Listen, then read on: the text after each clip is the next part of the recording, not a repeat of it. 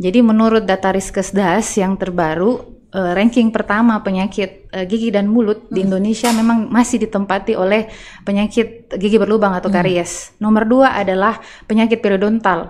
Kadang masyarakat masih bingung ya, masih awam apa itu.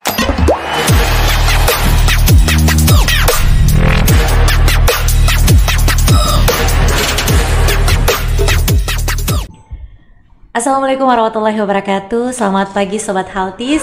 Senang sekali rasanya kembali lagi kami menyapa Sobat Healthies dalam program Tor and Cat. Kami bicara karena kami peduli. Kami peduli maka kami bicara. Bersama saya Syaputri Indra Dewi dan juga bersama dengan instalasi promosi kesehatan dan pemasaran Rumah Sakit Umum Pusat Dr. Tajudin Halid Makassar. Hari ini kita akan membahas tema yang sangat menarik dengan judul tema kita yaitu penyakit gusi dan jenis penanganannya itu seperti apa ya. Tentunya saya tidak sendiri Sobat Healthies, saya ditemani dengan narasumber. Tapi sebelum kita menyapa narasumber kami yang sudah hadir di studio podcast pada pagi hari ini, kita jelaskan dulu mengenai tema kita yaitu penyakit gusi dan jenis penanganannya. Karena mungkin karena kurangnya kesadaran tentang pentingnya yang namanya itu kesehatan gusi. Kenapa? Karena seringkali kita menyepelekan ya udahlah nanti aja sikat giginya, mungkin besok pagi aja malamnya kurang. Jadi perlunya kita ketahui bahwa bakteri dan plek itu bisa mempengaruhi kesehatan gusi kita. Bersama dengan Dokter Gigi Lilis Anggarwati, spesialis periodonsia. Assalamualaikum warahmatullahi wabarakatuh, dokter. Waalaikumsalam warahmatullahi wabarakatuh, Kak. Gimana? Perkenalkan, nama saya Dokter Gigi Lilis, tapi biasa dipanggil Anggi saja. Oke, berarti saya panggilnya Dokter Anggi saja ya, dokter ya. Bukan boleh. Dokter Lilis ya, dokter ya. Nah, Sobat Healthies, bahwa Dokter Lilis Anggarwati ini adalah dokter MOU-nya kami di Rumah Sakit Umum Pusat Dr. Tajudin Halid Makassar. Nah, dokter sudah sejak kapan dokter mulai bertugas di Rumah Sakit Tajudin Halid? Kalau dari MOU-nya itu per Januari 2025. Per Januari 2025 ya dokter ya. Saking banyaknya jadwalnya dokter, kita kayak kurang komunikasi dengan dokter ya. Baru ketemunya di podcast hari ini. Nah dokter, senang sekali tentunya kami bisa ketemu dokter langsung dan nantinya juga dokter akan sharing bersama dengan Sobat Healthies mengenai penyakit gusi dan penanganannya. Dokter, sebelum kita membahas lebih lanjut mengenai pertanyaan-pertanyaan kita nantinya, dokter bisa sebutkan apa sih yang dimaksud dengan penyakit periodontal itu, dokter? Oke, baik. Terima kasih pertanyaannya. Karena umumnya masyarakat itu hanya tahu penyakit gigi berlubang ya, atau karies gigi ya. Jadi menurut data Riskesdas yang terbaru, ranking pertama penyakit gigi dan mulut di Indonesia memang masih ditempati oleh penyakit gigi berlubang atau karies. Nomor 2 adalah penyakit periodontal. Kadang masyarakat masih bingung ya, masih awam apa itu periodontal. Jadi kalau misalkan teman-teman atau masyarakat yang mendengar ini ada keluhan di gusinya, gusinya bengkak, berdarah, atau mungkin pada saat sikat gigi atau bangun tidur tiba-tiba ada berdarah, atau mungkin ada rasa asin-asin, itu bukan dari sisa makanan tadi malam ya, atau garam-garam yang masih bersisa, bukan, tapi itu rasa dari darah sebenarnya, darah yang muncul atau timbul dari gusi yang infeksi, seperti itu. Nah, itulah tanda-tanda awal dari penyakit periodontal atau penyakit jaringan pendukung gigi. Jadi kita sebenarnya harus lebih aware lagi, jangan hanya pada giginya, tapi pada jaringan pendukung gigi di sekitarnya. Ibarat kata nih, kalau misalkan kita mau makan, apakah cuman mau pakai giginya? Lagian gigi juga itu bisa kokoh, bisa tegak, lurus gitu kan, tidak goyang, tidak kemana-mana. Itu karena ada jaringan pendukungnya. Makanya disitulah peranan dari jaringan periodontal. Ya, sedikit mungkin informasi untuk teman-teman semua. Mungkin sedikit banyak kita lihat ada iklan mengenai pasta gigi. Iya, ya. betul dokter. Di situ dia singgung masalah email, dentin, bikin gigi sensitif dentin dan lain sebagainya. Itu berarti sudah mensosialisasikan anatomi dari gigi. Jadi di sini saya mau kasih juga sedikit ilmu ya tentang apa itu jaringan periodontal ya. Jaringan periodontal itu memang dia jaringan pendukung gigi, tapi dia terdiri dari 4 struktur. Kalau di gigi ada lapisan paling luar namanya email, kalau di jaringan periodontal lapisan paling luar namanya gusi. Yang orang lihat nih ya, warna pink ya. Kayak gitu. Jadi Kan aneh kalau misalkan di mulut orang senyum hanya dominan gigi gitu kan, nggak ada gusinya. Oke, jadi itu sesuatu yang memang sudah Allah ciptakan sempurna sekali ya. Kita senyum sudah ada dimensi gigi berapa persen, gusi warna pink berapa persen gitu kan, kayak gitu. Jadi yang paling luar itu adalah gusi, turun ke bawah. Atau bahasa kerennya namanya gingiva ya, jaringan gusi itu. Turun lagi ke bawah kita ketemu sama yang namanya tulang alveolar. Nah, itulah yang penting sekali supaya giginya itu tetap kokoh, tidak goyang. Saya sudah pernah praktek dulu ya di Rumah Sakit Tajudin ini. Banyak sekali saya menemukan pasien-pasien dari konsulan dari penyakit dalam ya, dokter-dokter internis oleh karena penggunaan obat-obatan hipertensi atau obat-obatan penyakit sistemik yang menyebabkan giginya tuh goyang-goyang. Jadi yang goyang-goyang itu sebenarnya oleh karena jaringan pendukung giginya, dalam hal ini tulang alveolarnya itu sudah rusak. Bukan karena faktor usia ya dokter? Bukan ya, bukan. Okay. Jadi gini ya, kita punya pemahaman harus diubah dulu dari mindset bahwa semakin bertambah umur saya enggak apa-apa. Harus giginya copot satu-satu. Toh nanti ada gigi palsu, salah. Please. Di luar negeri itu sangat memperhatikan sekali namanya kesehatan gigi. Semakin bertambah usia, gigi asli harusnya semakin kokoh ya dokter. Makin dipertahankan, makin dipakai. Makanya kenapa klaim gigi di luar negeri itu lebih mahal sekali. Asuransi gigi itu di luar lebih mahal sekali ya. Kembali lagi tadi ke anatomi. Saya sudah tadi masuk di tulang alveolar, ada lagi di bawahnya kita ketemu sama jaringan sementum yang menutupi akar gigi. Terus ketemu lagi sama subbreakernya gigi. Jadi bukan cuman mobil motor yang ada subbreakernya. Saya baru bahas ya. Gigi juga ada subbreakernya. Kenapa kita makan itu nyaman sekali? Bukan sebenarnya dari umami dari rasa makanan itu sendiri, tapi karena kita punya jaringan struktur pengunyahan yang cukup sehat dan kuat. Bayangkan kalau misalkan giginya sakit, kemudian menyebabkan infeksi di jaringan periodontal atau bengkak gusinya, kita pakai makanan seenak apapun pasti wassalam. Maaf saya lihat gitu. Padahal sebenarnya lagi sakit gigi ya. Jadi itu pentingnya kita merawat keseluruhan ini jaringan periodontal. Ujung-ujungnya yang bisa dilihat oleh orang di luar adalah atau masyarakat umum adalah gusinya bengkak. Padahal sebenarnya 4 kesatuan inilah yang bermasalah tadi. Oke, baik dokter. Penjelasan yang luar biasa ya. Itu baru anatominya. Baru anatomi ya dokter ya. Baik. Nah dokter, kira-kira nih dokter, wah saya ini terkena penyakit periodontal. Apakah bisa sembuh dokter? Satu pertanyaan sebenarnya yang saya pernah ajukan ke penguji S3 saya ya. Saya ingat sekali ya. Saya ada penguji eksternal namanya Prof. Ruby ya. Beliau dosen dari Unair. Saya kebetulan mengangkat disertasi saya tentang penyakit periodontal ya. Dan memang di situ dikatakan bahwa ketika sudah terjadi yang namanya periodontitis, keempat jaringan tadi yang terkena, jangan berharap lagi bisa kembali sehat seperti semula. Kita hanya bisa mempertahankan saja. Tapi kalau untuk mengembalikan ligamentum, tidak ada itu namanya ligamentum periodontal buatan, sementum buatan, tidak ada. Beda misalkan kalau misalkan giginya sudah tercopot, sudah hilang, bisa diganti pakai dental implant atau gigi tanam, Tapi apakah implant itu ada ligamentum periodontalnya? Tidak ada. Makanya kalau sudah terjadi periodontitis, kita hanya bisa mempertahankan saja, tetapi tidak bisa mengembalikan lagi ke struktur yang normal seperti semula. Beda halnya kalau misalkan terjadi namanya gingivitis. Ya, jadi kalau misalkan sebelum terjadi periodontitis ada namanya gingivitis. Gingivitis itu tadi gusinya yang bermasalah. Ya, hanya gusi. Tidak kena yang 3 jaringan lainnya. Kalau gusi masih bisa dipertahankan, masih bisa disehatkan kembali menjadi gingiva atau gusi yang sehat gitu. Seperti. Tapi kalau sudah terjadi periodontitis, kita hanya bisa mempertahankan. Contoh kayak tadi saya bilang, kalau giginya sudah goyang, ya kita hanya bisa mempertahankan giginya itu untuk dengan cara diikat untuk bisa dia giginya itu masih bisa digunakan seperti biasa, mengunyah, makan ya, kemudian tersenyum untuk gigi depan misalkan. Tapi dalam kondisi giginya yang sudah terfiksasi, kita ikat gigi yang goyang ini. Kenapa dia goyang? Ya itu tadi saya bilang tulang alveolarnya sudah hilang di bawah. Ya, tulang pendukung giginya sudah tidak ada. Sudah mulai terkikis ya. Ligamentum periodontal sudah mulai putus. Ligamentum itu seperti tali ya. Seperti ini yang menghubungkan antara gigi sama tulang alveolar. Nah ini kalau sudah putus, sudah goyang.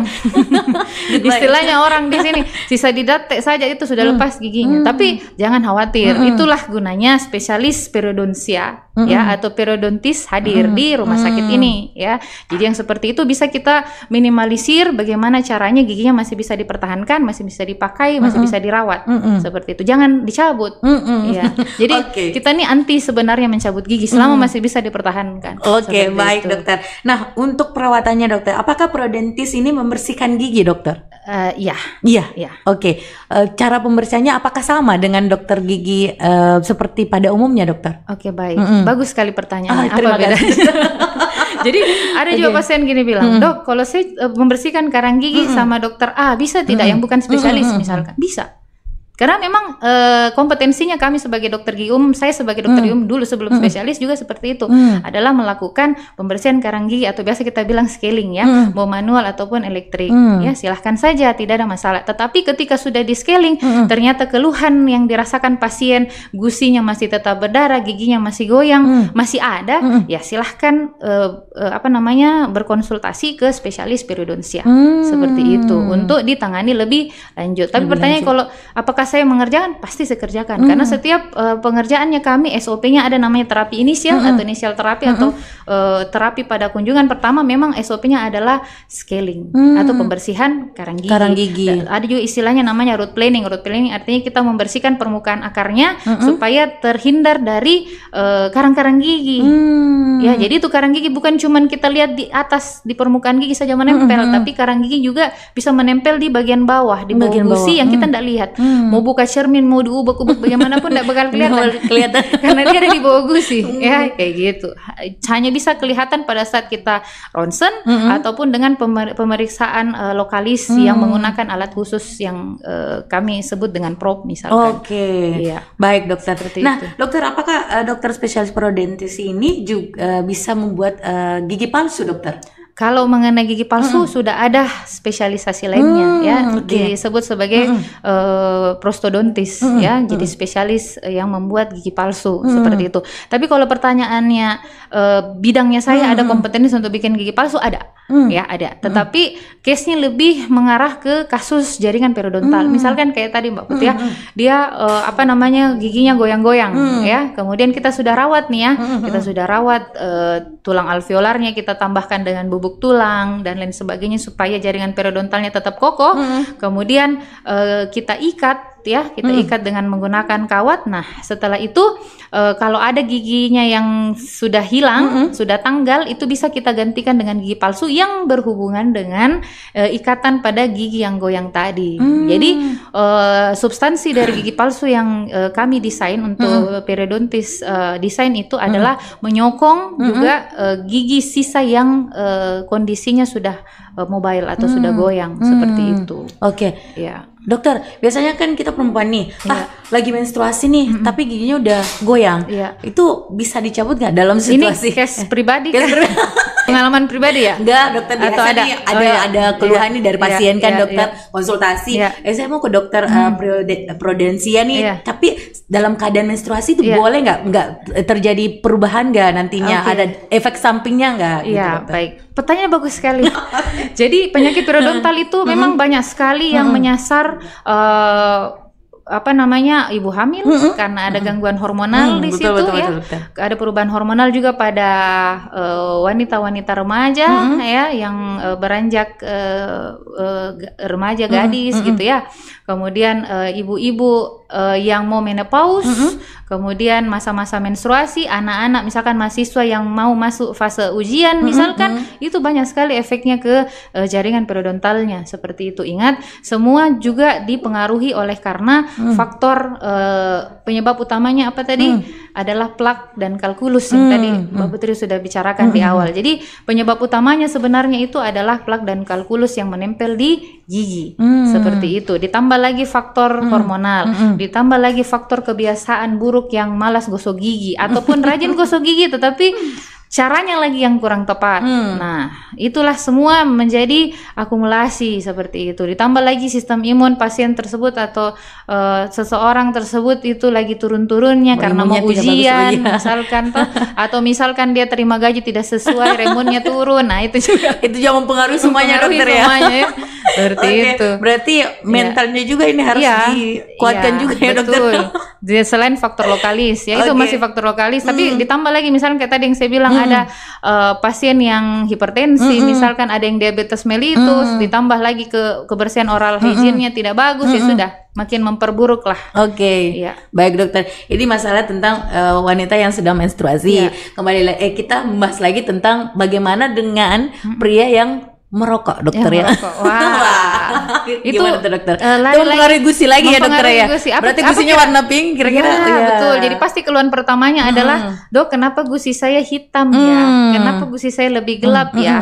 Oke, kita ngaca dulu Pak atau Bu ya. Ada kebiasaan merokok? Ya. Sudah berapa lama? Karena yang menyebabkan gusinya jadi lebih gelap ya atau menghitam itu oleh karena nikotin yang masuk ke pembuluh darah. Hari-hari sarapan nikotin. Berapa batang ini kan? Jadi bukan nasi ya dokter ya, tapi nikotin ya dokter. Nikotin yang masuk ke pembuluh darah tuh. Bayangkan di gusi saja hitam, apa kabar jantung?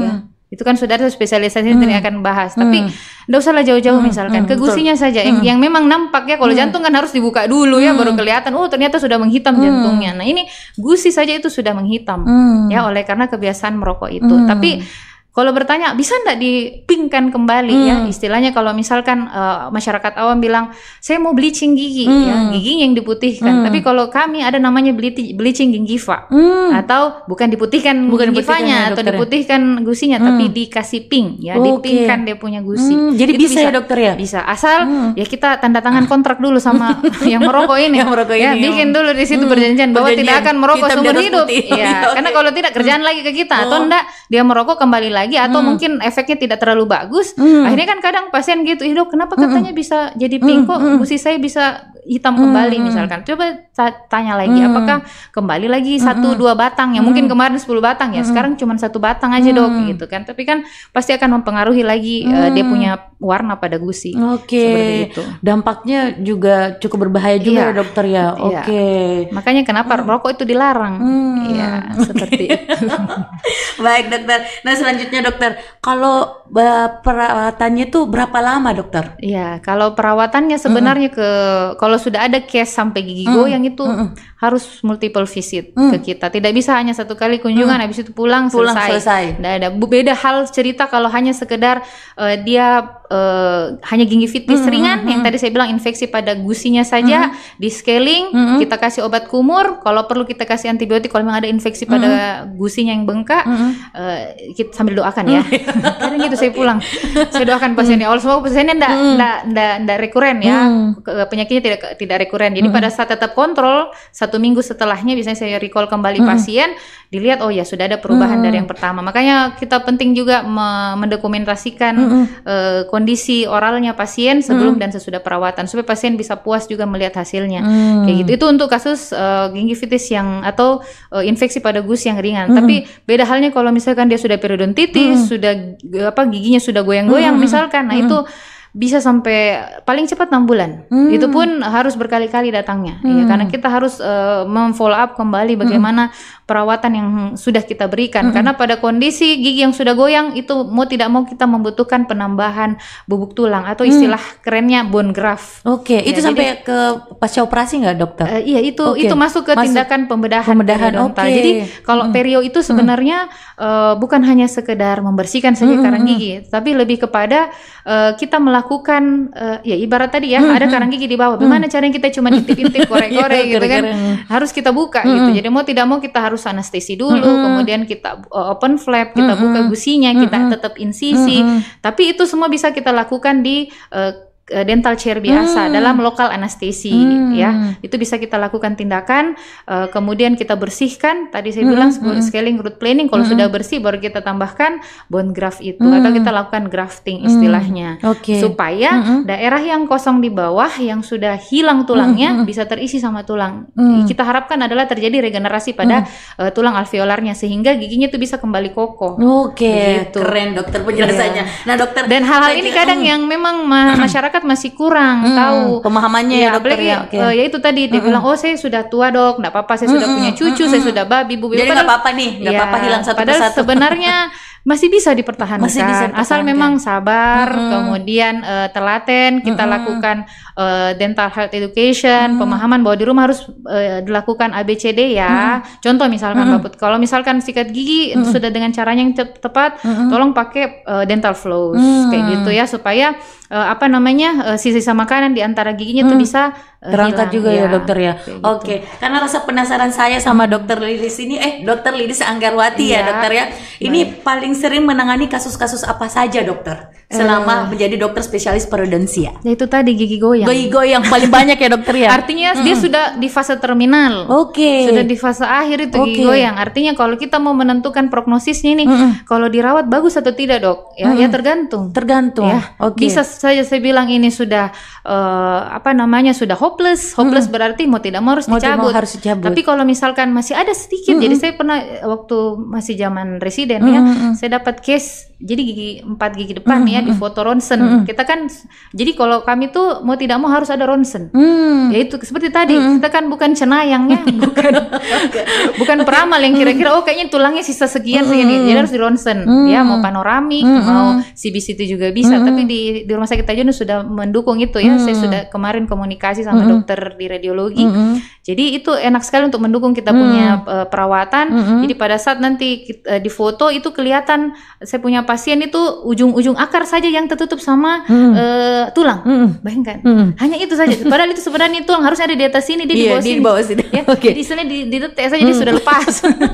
Istilahnya orangnya. Cuman saya bilang jangan Pak, kalau Bapak mau ikhtiar, Bapak masih mau menggunakan nikmatnya Tuhan ini gigi asli dipakai, ya tolong perawatan. Oh ya bagaimana caranya? Bapak siap kan? Komitmen kan? Kalau saya suruh datang kontrol, datang lagi. Oh iya. Karena kan kadang gitu ya di mana-mana ya. Atau mungkin juga kita ya kalau sudah tidak sakit, tidak ada keluhan, ngapain lagi ke dokter. Gitu. Padahal sebenarnya kontrol itu penting sekali. Kita mau evaluasi apakah perawatan yang diberikan itu sudah sesuai, sudah tidak ada keluhan atau malah makin buruk. Kalau makin buruk ya kita evaluasi apanya yang salah seperti itu. Atau kadang juga pasien alergi lah terhadap bahan dan sebagainya.